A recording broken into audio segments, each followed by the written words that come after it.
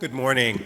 It is truly an honor to be able to present today with all of the thought and all of the unexpected coincidence that Billy Strayhorn Centennial is not only 2015, but the fact that Billy Strayhorn was born in November 29th, 1915, and my own Bill Doggett, after who I'm named, my uncle, was born only 4 months later in a neighboring town of Pennsylvania, Philadelphia, and that both would go in 1938 to Harlem in New York and work as jazz pianists and arrangers, is quite the coincidence and quite the joy to be able to share. And the fact that my father, Bill's younger brother, John Doggett, would play saxophone in Bill's high school band in Philadelphia and almost also joined Billy Strayhorn and Bill Doggett in Harlem at the same year. So it's a very interesting thing. So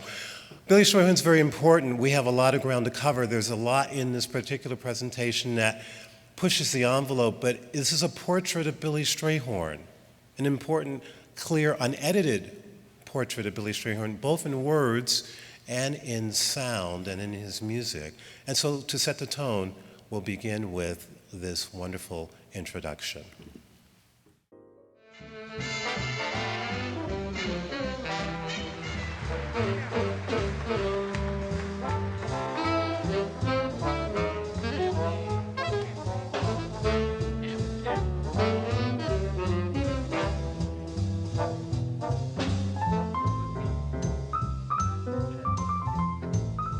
When A-Train came out, man, it took the town by storm. It took, because people were dancing during that period, you know. It was just dynamite. It's a holy grail. It identifies a population. It identifies a lifestyle, because it's the Harlem Renaissance, and it's unbelievable. It covers everything, and it says it all in 32 bars. I'm sure he was thrilled that Ellington had chosen him. And Ellington certainly. I mean, take the A-Train. Where would he be without the great signature song? We didn't know that Sweet Pea had written A-Train. Everybody thought Duke had written it. I have heard Take the A-Train, 10,000 times? To this day, it's hard for me to fully accept that it was a Strayhorn composition. But my God, this piece is so pure Ellington that it's really staggering.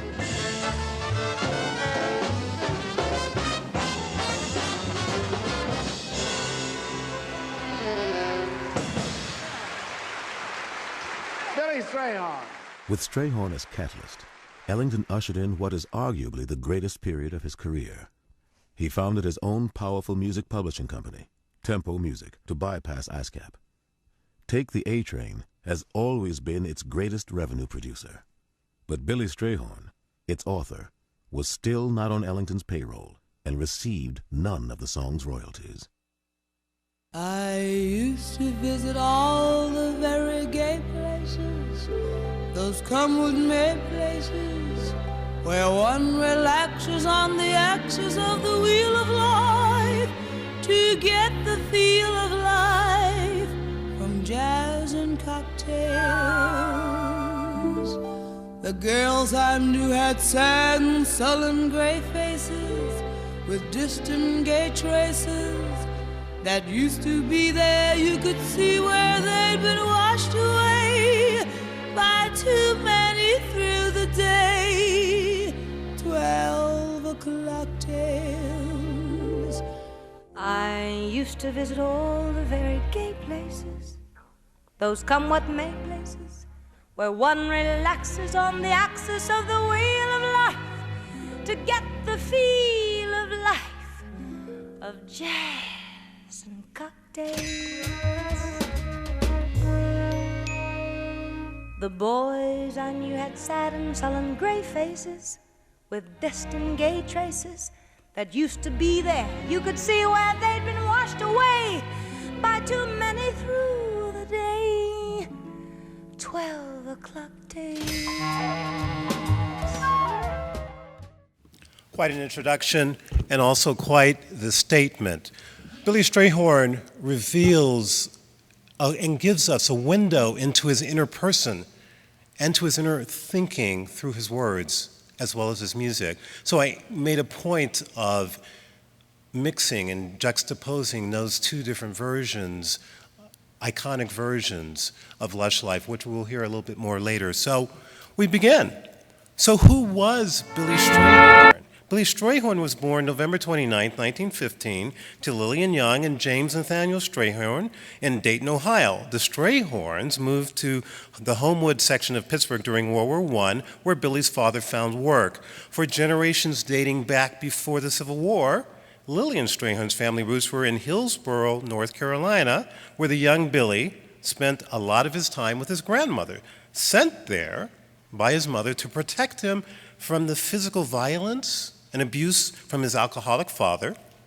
It was in North Carolina in his grandmother's house that Billy began to play her piano and her Victrola, showing a precocious musical talent. Billy Strayhorn was the quiet but talented adolescent in Pittsburgh who his musical friends would call in 2015 terms a geek or nerd who kept to himself, never dated, or went to his junior high school or high school prom, but loved libraries, which were his source of inspiration and solace. Billy Strayhorn was to become Pittsburgh's famous gifted pianist, composer, uncredited and credited arranger, and ghostwriter for the Duke Ellington Orchestra for 27 years, 1939 to 1967. Billy Strayhorn was the author of what would become one of American jazz, and in particular, Duke Ellington Orchestra's iconic logo in sound, Take the A Train, and later other iconic Ellingtonia, including Satin Doll, Chelsea Bridge, Johnny Come Lately, Rain Check, Just a Sittin' and a Rockin', Daydream, Passion Flower, A Flower is a Lovesome Thing, and, of course, Something to Live For. Mild-mannered, diminutive in stature, and nicknamed by Ellington band members as Sweet Pea, but staunchly protected as if a prized jewel by the Duke himself, Strayhorn was and remains, and importantly, the quiet, unassuming, first out, gay, black male musician in American jazz, intricately associated not only with the Ellington family, but the leading black jazz ensemble of the swing era, the Duke Ellington Orchestra. As Strayhorn biographer David Hygen notes, in his move to New York City and staying in the Ellington home, the Duke insisted that he stay in his home rather than where his first stop, which was the Manhattan Y. So in the Duke Ellington home in the posh Sugar Hill section of Harlem, it was Mercer Ellington, Duke's son, seeing that the young Strayhorn without any social friends, who introduced Strayhorn by chance to a neighbor whom Mercer barely knew, a black man who happened to be a pianist and a musician as well, by the name of Aaron Bridgers. Yet Mercer Ellington, Billy Strayhorn, and Aaron Bridgers could not have known that the simple introduction would become a foundational, if not revolutionary moment in the social dynamic in both the Harlem and the New York African American and American jazz circles of the late 1930s and 40s, as by chance or by fate, Strayhorn and Bridgers would become the first black gay male couple publicly out decades ahead of their time, publicly comfortable being known as a couple to the Ellington family, the Ellington band, and Harlem jazz circles without making a political statement long before the Stonewall Uprising in New York City of 1969, long before Harvey Milk and the Castro gay rights movement of the 1970s, and long before the marriage equality movement of 2014 to the present day. Strayhorn was the lifelong friend and iconic platonic love of another Pittsburghian legend, Lena Horne. As Lena Horne has famously been quoted, if it could have been different, there was no greater love in her life than her first and lasting love for Billy Strayhorn. Lena Horne famously wanted to marry Billy Strayhorn because of their deep personal and professional bond. Strayhorn had a major impact on her singing technique, something that's hardly known. Using his classical music training, social progressives, both Lena Horne and Billy Strayhorn, would lend their services to the burgeoning civil rights movement of the early 1960s. In fact, Billy Strayhorn was a close friend of Dr. Martin Luther King.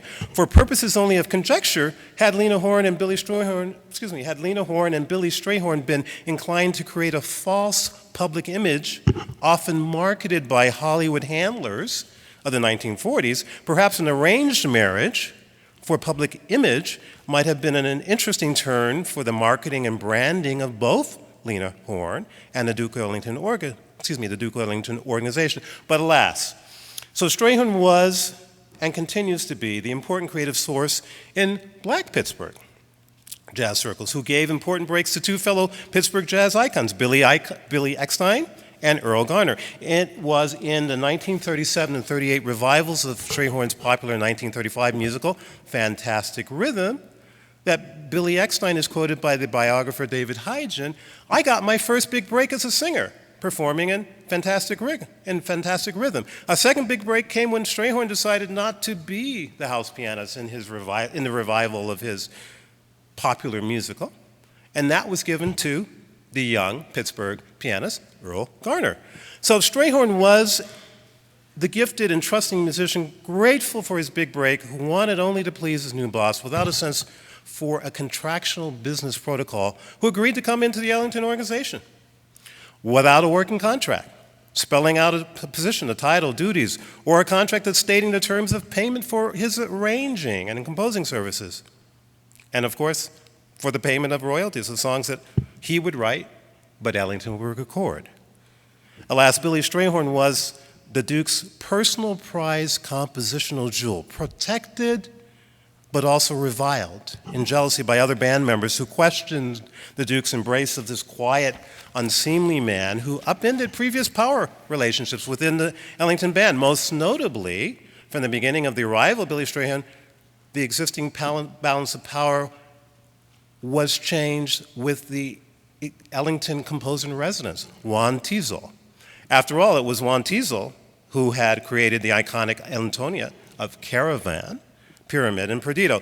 Strayhorn was a man who came to realize in his devotion to Ellington, he was also essentially stuck in a dynamic of a political power play regarding royalties and published name credits, which, if confronted early on, could have ended his career and blacklisted him for the rest of his creative life. While Strayhorn's many compositions premiered and recorded by the Duke Ellington Orchestra bore his name on the Victor 78 RPM label, the issue of royalties would remain an issue until 1946, when Stayhorn won the coveted Esquire Hot Jazz Music Award.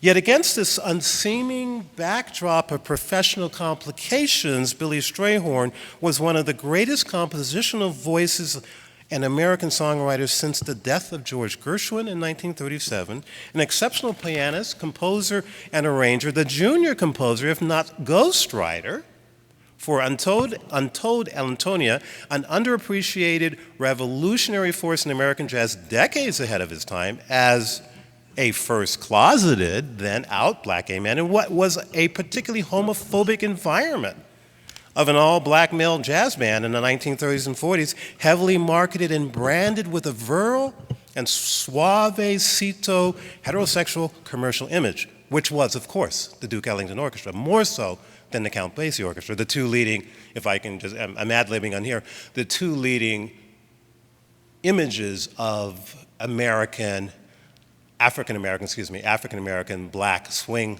orchestras of the late 30s and 40s are, of course, the Duke Ellington Orchestra and Count Basie in particular. Certainly there's Jimmy Lunceford, but it's Duke Ellington and Count Basie. So it's very interesting. So going back, so Strayhorn was unique, if not groundbreaking, in being respected for his musical genius versus his sexual orientation, a composite of multiple skill sets indispensable to Duke Ellington, without whom the legacy of the Duke Ellington brand, and I'm going to repeat that, without whom the legacy of the Duke Ellington brand of 1940 to 1967 would not have been as successfully positioned. In essence, from my perspective in 2015, Billy Strayhorn's life and legacy are revolutionary for pushing the envelope of possibilities against a backdrop of a mission impossible. So where does it all begin? In the words and in the music of the young 16-year-old Billy Strayhorn in 1933 in the unpublished, privately performed Song of Songs, an autobiographical anthem first called Life is Lonely, later renamed to Lush Life. Stayhorn in his youth and throughout his life provided a critical window, as I've been saying before, into the inner life through his words and the lyrics. Lush Life, begun at age 16, was not completed until 1948, was never publicly performed until a Carnegie Hall performance with Duke Ellington Orchestra, where Kay Davis was the vocalist. Lush Life was and remains a gem of mature creative genius, and there has been controversy for decades about what this song is really all about. In your handouts, if there were enough around, if you pick them up, the words, I printed out the words to Lush Life and another song, Something to Live For. So the controversy has been for years. Many people have interpreted it different ways. In my work, as Rick Marlowe introduced me, I'm from Los Angeles. My family's from Philadelphia. I'm from Los Angeles, but when I moved to the Bay Area, I had brought with me some of the social ministry background of my father and the leadership skills that my father being the late Reverend John Doggett of Philadelphia, but who was also heavily involved with the Western Christian Leadership Conference, the West Coast end of SCLC, and close friend of Martin Luther King. So I picked up, by osmosis, if you will, some of the leadership skills. So I took some of that to the Bay Area, and by 2008, I had the opportunity to be appointed to one of the advisory committees of the Human Rights Commission of the City and County of San Francisco. And in my work there on this committee, I had a chance to do some outreach. Basically, I call it essentially social ministry work to men who were in 12-step programs, who were in substance abuse, dealing with HIV, etc. And I played music as an intergenerational bridge to create dialogue. And three of the songs I played two of them were Stayhorn, Lush Life, Something to Live For, and then Duke Ellington's iconic Mood Indigo. So it's very interesting to look at this song for what it's about. What is it? What is he saying here? I'm just going to, because we have, for the interest of time, I used to visit all the very gay places, those come what may places, where one relaxes on the axis of the wheel of life to get the feel of life from jazz and cocktails. The girls I knew had sad and sullen gray faces with distinguished traces that used to be there. You could see where they'd been washed away by too many through the day 12 o'clock tales. How does a 16-year-old know this?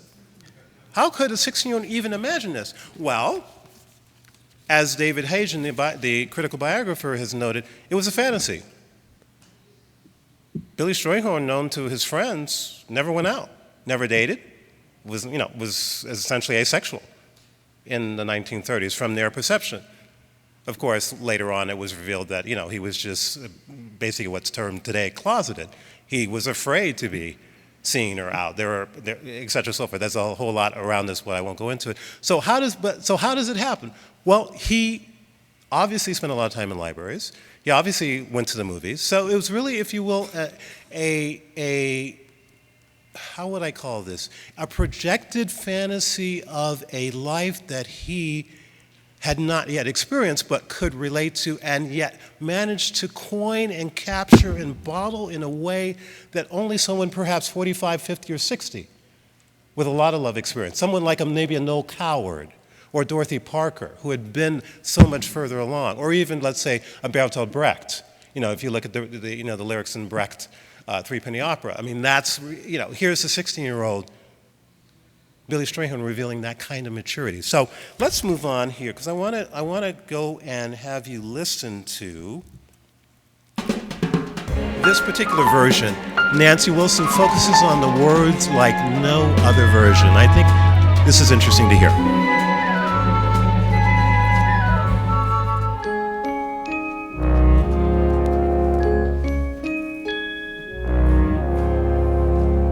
I used to visit all the very gay places, those come what may places, where one relaxes on the axis of the wheel of life to get the feel of life, of jazz and cocktails. The boys I knew had sad and sullen gray faces with distant gay traces that used to be there. You could see where they'd been washed away by too many through the day. 12 o'clock days. Then you came along with your silent song to tempt me to madness. I thought for a while that your poignant smile was tinged with the sadness of a great love for me. Ah, yes, I was wrong. Again, I was wrong. And we have to leave it there because of the fact of time. So, fast forward to 1935, the talented teenager and star musician at Pittsburgh's Westinghouse High School, Stayhorn was tasked to create a musical play titled Fantastic Rhythm, as you're seeing right here on the screen. Fantastic Rhythm was so well received that it took on a life of its own, revivals in main stage theaters in Pittsburgh in 1937-38. Yet Stayhorn could not get a big break yet. Already having studied leading black pianists, jazz pianists, Teddy Wilson and Art Tatum for style and improvisation through their 78 RPM records, several well-connected jazz musician friends of his positioned the idea that he should have a private meeting with one of the big swing bands touring through Pittsburgh. The first idea, of course, was Count Basie, and in this is the January 30th, 1937 Pittsburgh Courier, the leading black newspaper. This is in my collection. This is the music section of it. See, here you have Count Basie, coming to the city's chatterbox. Here you have all of this interest in stuff going in New York, and Ella Fitzgerald and Chick Webb coming to Apollo, and etc. But the main prize, of course, in New York would be Duke Ellington. So fate should have it that the Duke Ellington Orchestra was booked to play a week at Pittsburgh Stanley Theater beginning in December 1st, 1938. After the band's performance on December 2nd, Gus Greeley, the well-connected uncle of Billy's musician friend George Greeley, announced to the Duke that he had a musician he just had to meet. The Duke agreed, and Stayhorn entered, sat down at the piano, began performing to exact perfection and nuance, as Duke had performed earlier in the evening, two iconic Ellingtonian works. Sophisticated Lady and In My Solitude, first as the Duke performance, and then showcasing a reharmonized change key and tempo version of the compositions that he had never seen the original score for. Of course, the Duke was impressed beyond belief and invited him to visit his apartment in New York, giving him subway directions from which the famous story emerges of how the Take the A Train came to life. Stayhorn, indebted and determined to impress Duke Ellington, writes a ready-to-go to press, fully composed with lyrics, Take the A Train, and performs it for the Duke.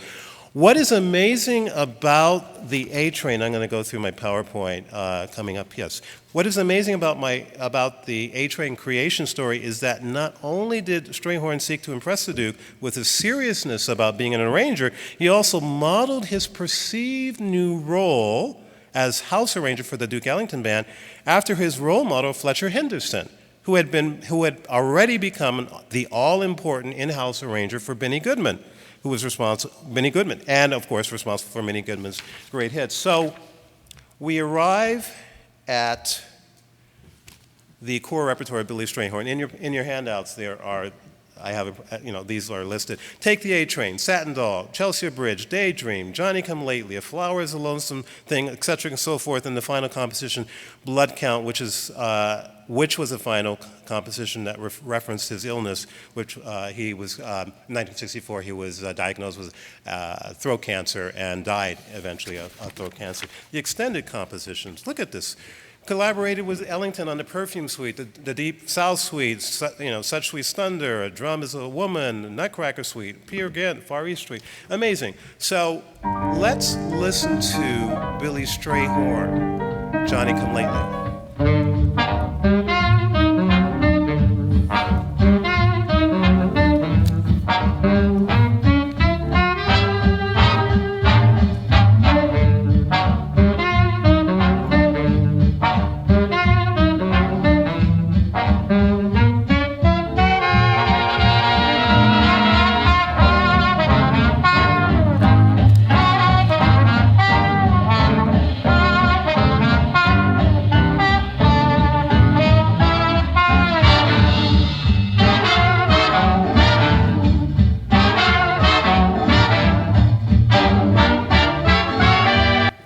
the question is it Ellington or is it Stayhorn? Is it Stayhorn or is it Ellington? Johnny Come Lately has for decades been part of the Ellingtonian fabric.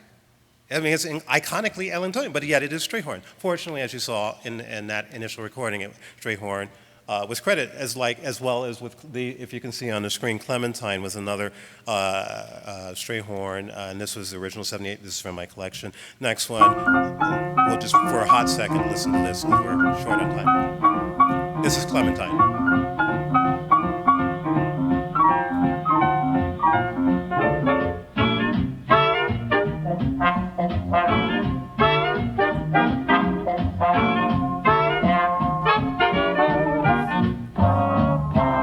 Kind of sounds like Ellington, doesn't it? Well, of course, because while Stayhorn lived in Duke Ellington's apartment for the first 2 months, he made a point of studying his scores. It was his goal to match and to blend his own compositional gift with that of the sound and the structure of Duke Ellington. So let's move on. Rain Check, another song. These are from my own collection. Passion Flower, very famous. Of course, Chelsea Bridge, Something to Live For. I have a sample of Chelsea Bridge, but we're not going to have time to play it today. Take the A Train, the famous recording. This is the original issue. And then, of course, the war effort, the Vetus. And this is interesting because in here you have Perfume Suite, Esquire Swank, and Kissing Bug, all basically Stayhorn compositions, but Stayhorn shares, the credits here, as you can see on the labels, with Ellington. Moving forward, again, Stayhorn later, of course, works with other sidemen in the Ellington Orchestra. Johnny Hodges, he wrote Lot 4. Much of the, Chelsea Bridge is a Johnny Hodges showpiece, if you will. Flower is a Lonesome Thing as well. Billy Strayhorn obviously got his own orchestra, also on the Sunrise label. There's also, he recorded for Mercer Ellington's label. So we move on to looking at this as we're coming closer to the end. So Billy Strayhorn and Duke Ellington are really inseparable, but Billy Strayhorn, how happy was Billy Strayhorn? Look at the detail on the bottom of this picture, this publicity picture that you don't see, which comes from one of the mini jazz books I have. How he doesn't look that happy. He's staying straight ahead. In the publicity picture, he's happy and buoyant, but I don't think he was that happy. He recognized at that moment, or had recognized that, he's in the picture, by the way, is Cy Oliver, Cy, who was working with Tommy Dorsey, the Duke, and then, of course, Billy Strayhorn. It's really quite a question. But yet, by this time, the 1946 Esquire Jazz Awards, Stayhorn and Ellington are both jazz winners, and this is from the original 12-inch 78 on RCA Victor, which is from my collection. So we move on to as we come to our closing. Here is Stayhorn. Picture Stayhorn as the devoted arranger, devoted Ellingtonian, the in-house close person and friend, and junior brand, or ghost brand of Duke Ellington. And of course, some of the many different sessions he recorded with. And then in this picture, as we close, this is a very interesting picture, of course. This is the first picture and the only known picture, apparently, of Stayhorn with his first partner, Aaron Bridgers, who was a pianist and a composer, and with Billie Holiday. Billie Holiday is also, of course, more famously, 2015 is the Billie Holiday Centennial. So this is an interesting picture, as well as a picture in Harlem of Billy Strayhorn and his partner at a Harlem party. Look at the difference in how the public image and then the personal image. It's very interesting. So, and this is a picture taken at Billy Strayhorn's apartment in 1966, 6 months before he died, with his last partner of 3 years, Bill Grove. And the final picture. This is Billy Strayhorn already ill. This was his Christmas card, photo Christmas card and New Year's card that's made done in 1966. Basically 4.5 months before he died. And this really says a lot. The picture, the classic term, a picture has 1,000 words, is 1,000 words. So what does it say? May the new year be as good to you as you were kind to me during my illness. Look at this image of Billy Strayhorn. We come full circle Billy Strayhorn is now publicly showing himself at a bar, at his favorite bar in New York, a gay bar. And the meaning of Lush Life becomes even more prominent. A song that he had written as a 16-year-old, as a fantasy, actually becomes a reality. He was happy, but he had a journey that reflected the interior feeling of a song that he had begun as a fantasy and an experience of a fantasy of a life that was actually to come later. So as we finish and I close this quick but interesting portrait of Billy Strayhorn on his centennial year, let us enjoy this really poignant eulogy, if you will, of image and sound married to a very iconic and very important song, as important as Lush Life, called Something to Live For. If you have the handouts, it's printed on the last page.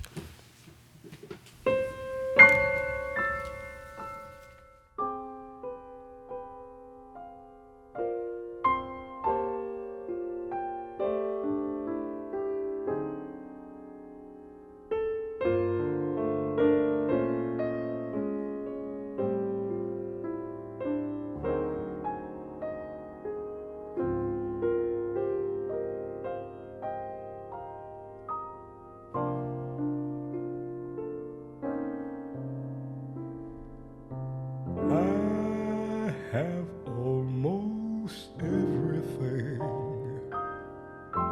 a human could desire. Cars and houses, bearskin rugs to lie before my fire. But there's something missing. Something isn't there. It seems I'm never kissing the one whom I could care for.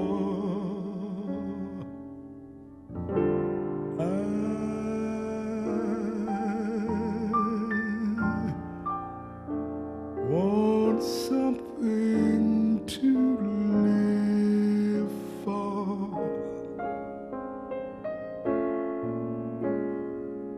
someone to make my life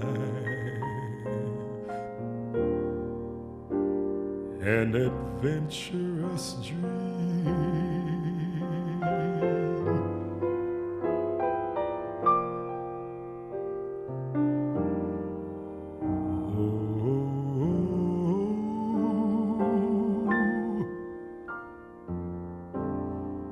What wouldn't I give for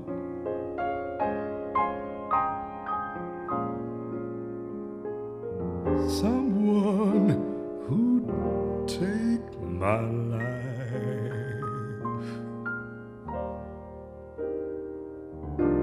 and make it seem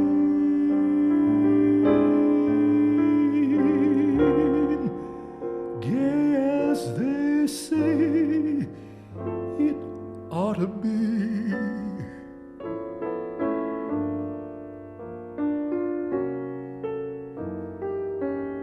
Why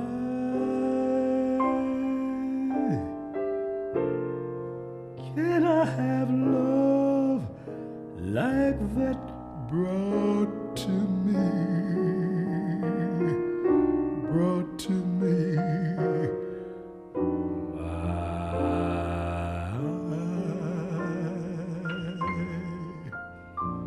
He's watching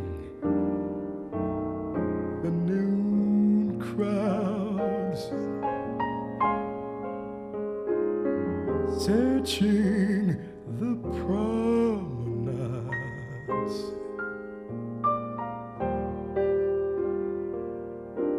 seeking a